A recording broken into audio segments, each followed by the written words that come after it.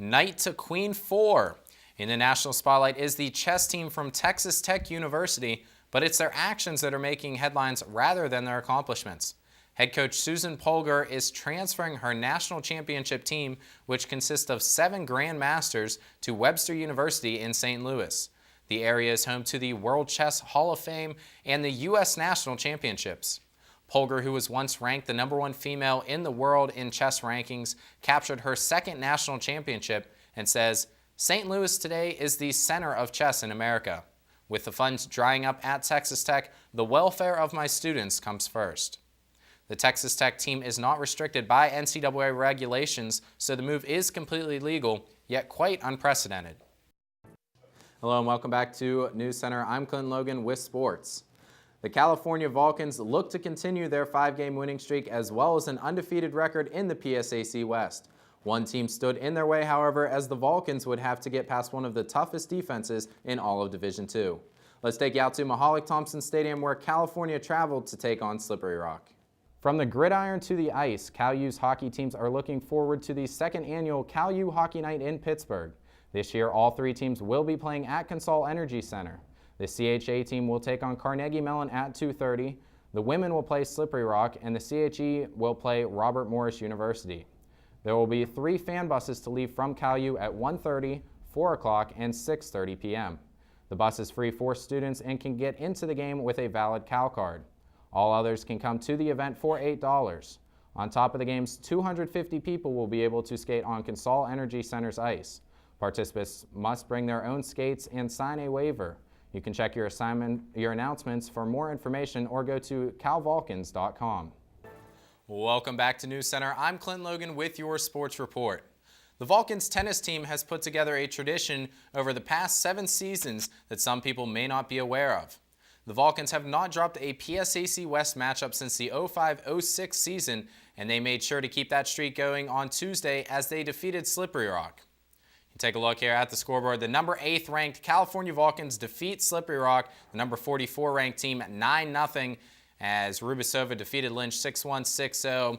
Pichel defeated Dramac there 6-1, 6-0, and as I mentioned, just a phenomenal feat so far there for California. Still have not dropped a West matchup since the 05-06 season.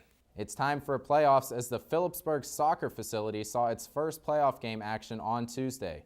The women's team came into the game as the number 1 seed, where they took on Bloomsburg in a quarterfinal matchup. Let's take a look at the highlights. It's California in the 4th minute of this game getting the first goal. Carly Work, her 17th goal of the season, as the assist from Hogan. Hogan with 9 assists on the season. California looking to take a even larger lead here, as in the 14th minute it was Channing Weimer. She gets the goal off the corner kick, gives California a 2-0 lead. They have 2. Why not one more here? California gets a 3rd goal, this one by Hogan. She would give California a 3-0 lead there in the 31st minute. We're into the second half here, as Bloomsburg only had 2 shots on the game. However, this would be the one that finally does go in. You're going to see it come off a California defender there, but turnaround Jamie Vanever is able to put it past Paula Jackson. Only 2 shots. One of them goes in. Cal doesn't get the shutout, but California does get the win there, as they defeat Bloomsburg in the first round there of the playoffs, 3-1. Carly Work is now 2 goals shy of the single-season record of 19 goals on the season. That's held by Sherry Valera as well as Amanda Heister, tied with 19. So, guys, the Mon Mob, there you saw them in the highlights. And I know we were on hand to experience the Mon Mob in person, but what an impact that crowd section really has on those games. You saw them defeat IUP, and the players definitely credited the fans in the stands for the wins. They have influenced both the men and women's team, and all the players love them. I think it's a great start to athletics and getting everyone involved in all the games. And it was a fun time, I must say. Yeah, totally bring a whole new atmosphere to that building. It's a new building, so new atmosphere. It's great. It reminded me of when I was in 8th grade when we had the Swamp. It's very creative names both, but hopefully it continues. It's definitely looks like it's a great impact there on the basketball teams. Growing up, kids only dream about playing in the big leagues. But last Thursday, the Cal U women's and men's hockey teams got a chance to see what it felt like as they took to the ice of Consol Energy Center in Pittsburgh. It is stop number 2 in the Erie trifecta as the California Vulcans are set to do battle with the Gannon Gold Knights in a PSAC West showdown. Hello, and thank you for tuning in to CUTV's coverage of Vulcan football. My name is Clint Logan. Alongside me is Allison Steinheiser. And Allison, California, a good win for them last week, an easy win, an expected one over Lock Haven. But what did we pull out of that game? And thank you for tuning in to CUTV. My name is Clint Logan. Alongside me is Rob Stupar. And Rob, California, like I said, coming off the first loss of the season, a loss to Westchester last week, and it was close. They lost 45-20. California just came out and played a whole lot better. Josh Portis leading it, obviously.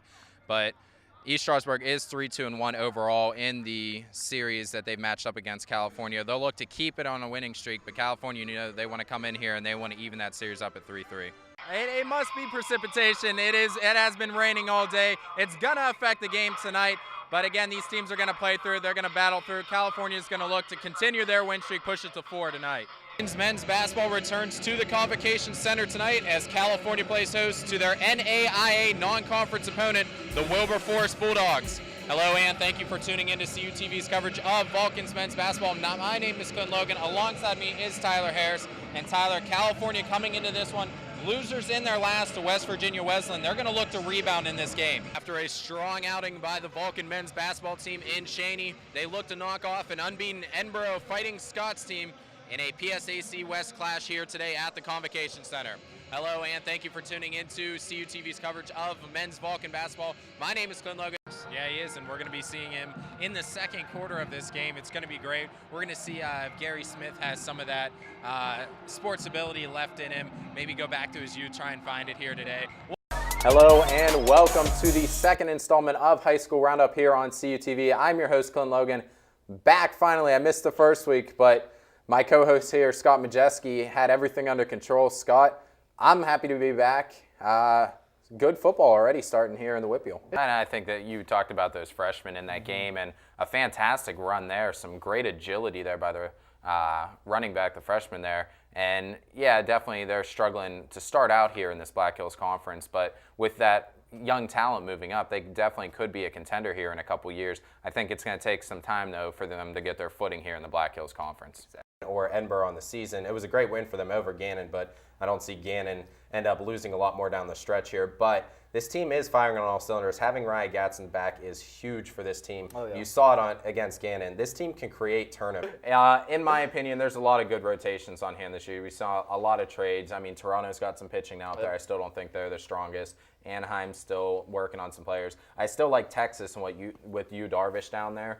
But I think the best rotation right now is the top team coming into the season. It's the Washington Nationals. Yep. They have a great starting five headed by Steven Strasburg, who I believe they're going to let go further into the season this year, and especially playoffs if they get there again, which I assume they will. But you got Strasburg. Gio Gonzalez really showed you what he can be last year. Jordan Zimmerman, I think, is your number 3, possibly could be a number 2 on this team. I love the stuff that Jordan Zimmerman's got. Indiana, and I said Philadelphia's young. This is a young team. These are some young players up and coming, great talent, great stars. Danny Granger, Darren Collison, they have some phenomenal shooters. And in this key matchup, usually I pick a player here for the key matchup.